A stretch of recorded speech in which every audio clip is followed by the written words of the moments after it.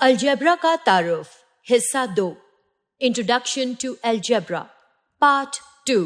पहले हिस्से में हमने देखा कि अलजेब्रा में हुरूफ का इस्तेमाल क्यों करते हैं, कि मुतगय्यर क्या है और मुस्तकिल क्या है। इस हिस्से में हम कुछ और सीखेंगे। रियाजी में अगर हम 2 आदाद का मजमुआ लिख रहे हैं तो हम कुछ इस तरह लिखते हैं 10 जमा 5 या 4 जमा 3। अलजेब्रा में 2 आदाद का मजमुआ लिखने के लिए हम लिखते हैं x जमा 4। x के अलावा भी हम कोई और मुतगय्यर का इस्तेमाल कर सकते हैं, जैसे फाई, z या abc वगैरह, जो भी आप चाहें। जब आप तफरीक लिखते हैं तो आप इस तरह लिखते हैं कि y तफरीक 2। फिर से आप कोई और मुतगय्यर का इस्तेमाल कर सकते हैं। रियाजी में 2 आदाद के ज़रब के लिए 5 ज़रब 7 या 8 ज़रब 10 लिखते हैं। अलजेब्रा में हम लिखते हैं 3 ज़रब m, लेकिन इसमें से हम ज़रब की अलामत को हटा देते हैं और इस तरह इसको 3m लिखते हैं। हम हमेशा पहले अदद और फिर मुतगय्यर लिखते हैं, तो आप इसे लिखते हो 3m। इसका मतलब है 3 बार m। इस सूरत में 3 को ज़रीब कहते हैं। y तफरीक 2 में ज़रीब क्या है? इस सूरत में y का ज़रीब है 1। क्यों? क्योंकि y ऐसा ही है जैसे कि 1 ज़रब y, इसलिए y और 1 y दोनों मसावी हैं, तो यहां पर ज़रीब 1 है। पहली इबारत में जो कि है x तफरीक x जमा 4 है, x का ज़रीब क्या है? फिर से वहां पर भी ज़रीब 1 है। तकसीम के लिए अगर हम 8 तकसीम n लिखना चाहें तो ये 8 बटे n लिखा जाएगा और तब b तकसीम 10 को हम b बटे 10 लिखेंगे। आइए देखें कि इबारत का क्या मतलब है। एक इबारत क्या है? जब हम कुछ करते हैं तो उसे इबारत कहा जाता है। तो हम उर्दू इबारत का इस्तेमाल करते हैं। मिसाल के तौर पर जब मैं कहती हूं कि ये एक रियाजी की वीडियो है तो ये उर्दू में एक इबारत है। इसी तरह जब एक अलजबरी रुक्न का इस्तेमाल किया जाता है तो उसे अलजबरी इबारत कहते हैं।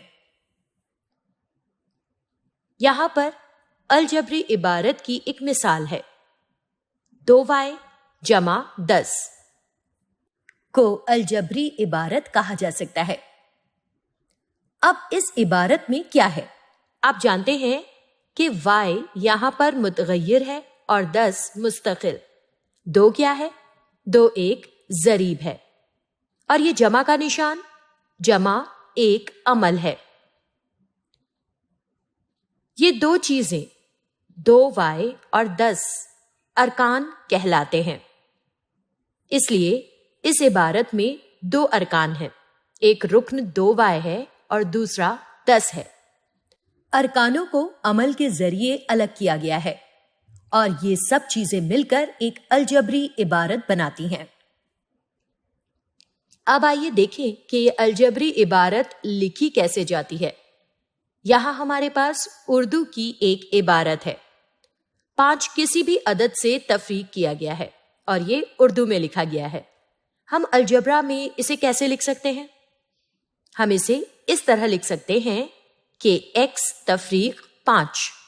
फिर से आप किसी भी हर्फ को मुतगय्यर की सूरत में इस्तेमाल कर सकते हैं। मैंने यहां पर x का इस्तेमाल किया है। एक अदद का निस्फ एक उर्दू इबारत है।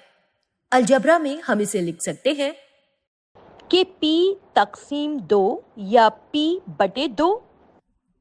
एक अदद के 4 ज़रब में 7 जोड़ने पर हमें अदद के लिए एक मुतगय्यर का इस्तेमाल करना चाहिए और उसे मुतगय्यर से ज़रब करना है और फिर उसमें 7 जोड़ना है।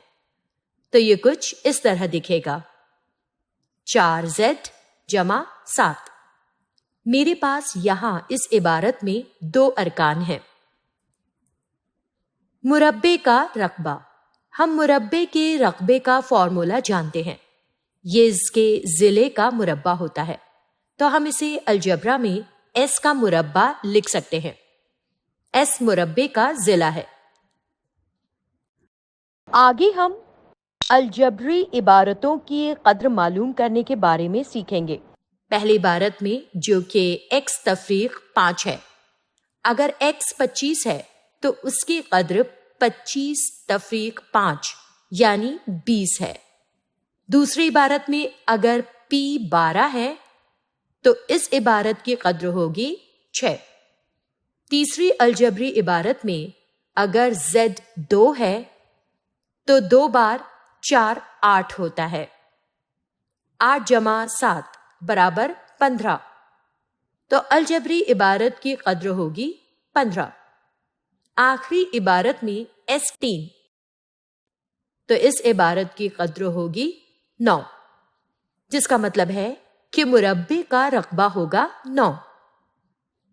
اور اگر S6 ہے تو اس عبارت کی قدر ہوگی 36. اور اسی طرح آپ الجبری عبارتوں کی قدر معلوم کرتے ہو.